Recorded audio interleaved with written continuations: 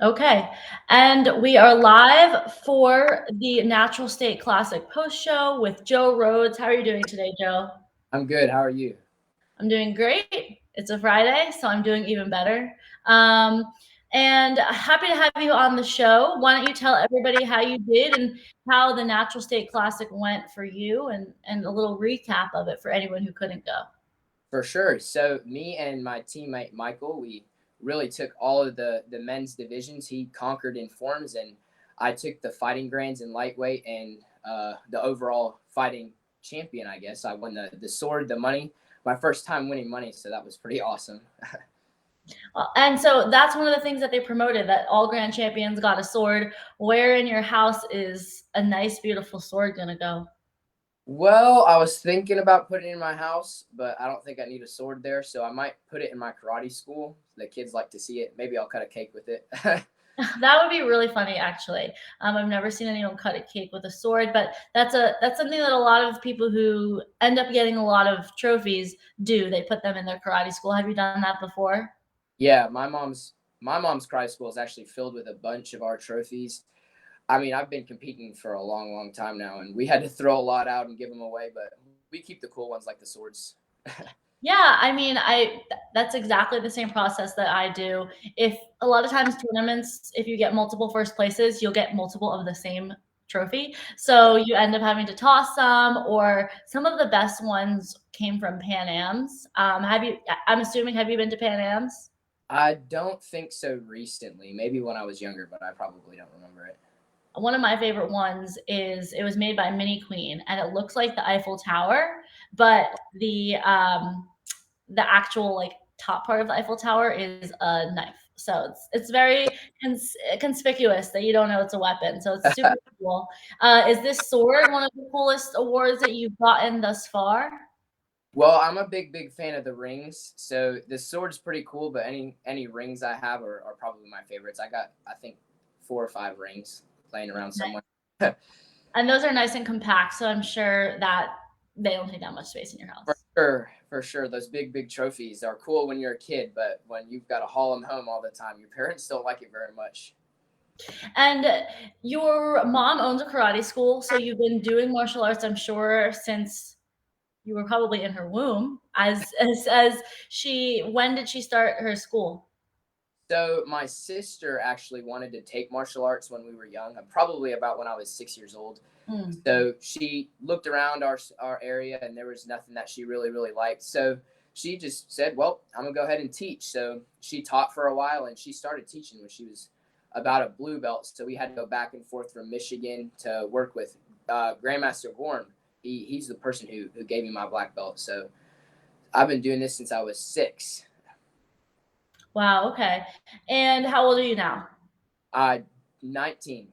Yep. Okay. So this was the first time you were winning prize money. How much was it? It was 200. It's nice. I mean, I've got worlds to go to, so it helps with that. It helps with gas money these days.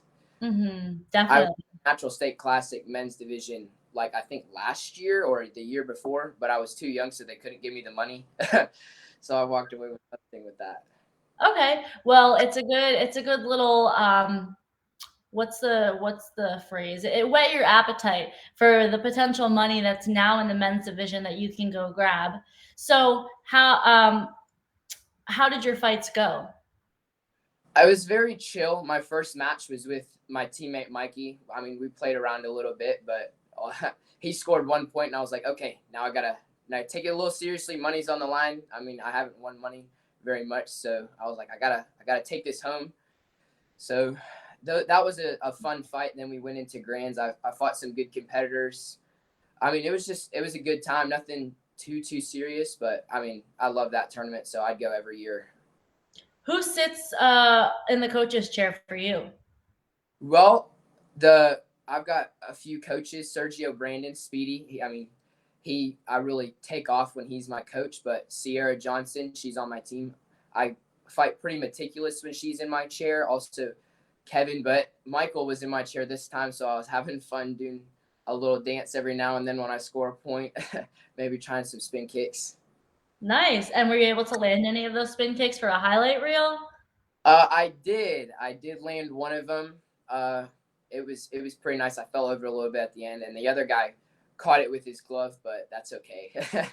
I mean, it just takes time to throw it in the ring and get comfortable because it's one thing to do it in practice, and it's another thing to pull the trigger on the actual mat in a tournament. Yeah, for sure. Especially I'm being 19. I'm not even at my prime yet in point fighting. I just joined the men's division. I was gonna do it last year, but my lung collapsed and all that happened, so I didn't get to compete last year. But this is like my first official year in the men's division. I'm loving it. So when you say something like my lung collapse, of course, someone's going to ask, tell me more. How did that happen? So I'm sure you have your whole entire been asked that before. But for anyone who doesn't know that, can you talk to us a little bit more about it? Yeah, for sure. So I just hit my year anniversary on Mother's Day. It collapsed, I think, the day before Mother's Day. I was Um, doing a training with my coach, Sergio Brandon. He was making me jump up and hit a wall. We were doing sprints. It collapsed right before sprints, and he thought I was going slow. So he said, "Do it again." So I went again, and we didn't realize my lung was collapsed at the time. So I ended up laying on the floor. We put water on me. We had to call an ambulance. I almost didn't go to the hospital because I'm kind of headstrong about that. Like I don't want my kids to see me get hurt or anything like that. I wanted to keep on going for my coach, but I ended up getting in the hospital, and sure enough, it was collapsed. And for a few days, I missed a whole week of teaching my kids in Paducah because she collapsed. But we're good now, thank God. yeah. So what was the recovery slash re getting into your routine of training? Whew, it was hard at first. I was very tired. My adrenaline would get up. It would skyrocket. I'd get out of breath really quickly. But and it was a while, but I think I'm back at it now. How does something like that happen? I'm no doctor, but I mean, So 19 years old, 18 at the time. yeah, it's called a spontaneous pneumothorax. So anybody who's healthy and tall, first time I've been called tall in my life, by the way, they get that just spontaneously. Doctors don't really know how it works, but sure enough, it happened to me. I just got a little unlucky. Okay. All right. But now do you feel like you're 100% or better than you were before? I am definitely a lot better than I was last year, for sure. I feel like I've improved a lot, especially with all my coaches' help. Okay. And now, where you mentioned this isn't even your prime, you just entered the adult division. It's technically, for all intents and purposes, your first year in the adult division. Yeah. Where and when do you envision your prime? I don't want to put like a time on it, but what will get you there?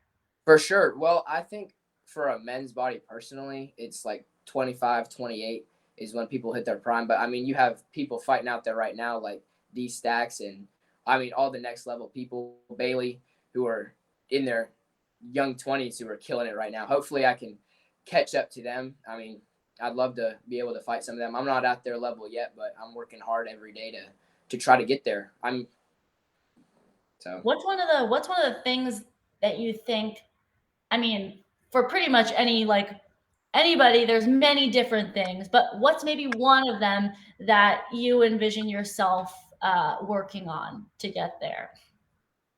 shoot, probably my Ooh, that's a tough one. Probably maybe my kicks. I do not like kicking. I'm a lazy fighter. I like to throw my hands, move out of the way. Kicking is it's a lot of work.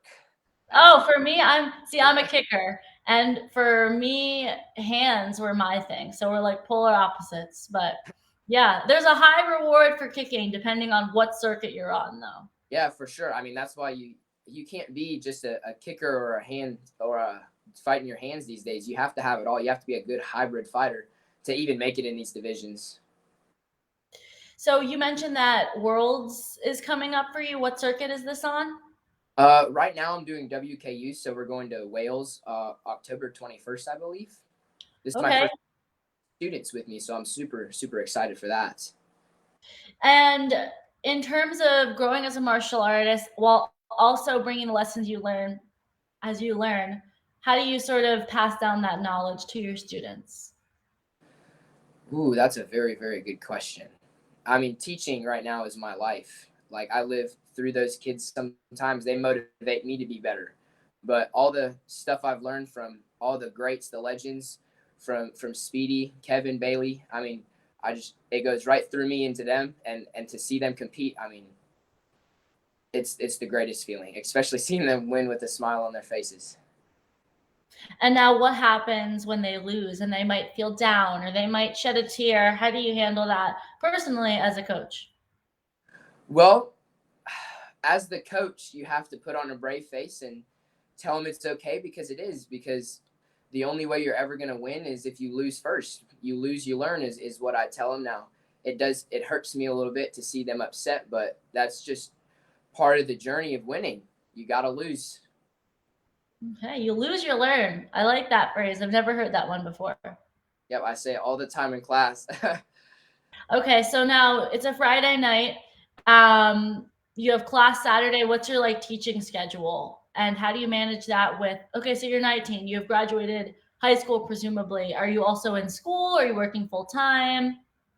Yeah, so right out of high school, when I turned 17, Josh Smith and I got together, and I'm running one of his premier schools in Paducah. So I teach Monday through Thursday is the regular schedule, but sometimes I'll teach Saturdays for my competition kids. And I just started a boot camp for the mornings, Mondays and Wednesdays. So I'm teaching for 2 hours there too. Like I said, teaching is the best. I love it. So summer is that time. I mean, Point Fighter Live is covering so many tournaments this summer. A lot of Point Fighter approved events this summer. So we're up here with all the amount of events. So it's really nice to see you've made that boot camp, and I'm sure your students love and hate it. 2 hours is a good chunk of time for your students. Do you feel like they're excited about this tournament season?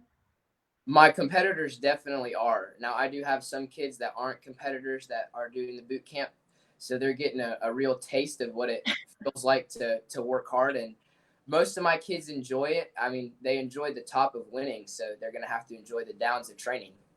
Okay. Oh my God, you're full of I don't know, these phrases. You have so many phrases. Impressive. I need to like write them down in my book. Okay, well, for everybody watching, I hope that you got all of his wise words for only being 19. But it seems like you're a great teacher, a great inspiration yourself to your students. Thank you so much. I try. Okay, and for everyone watching, thank you for watching the post show for the Natural State Classic with Joe Rhodes. And stay tuned for the next show.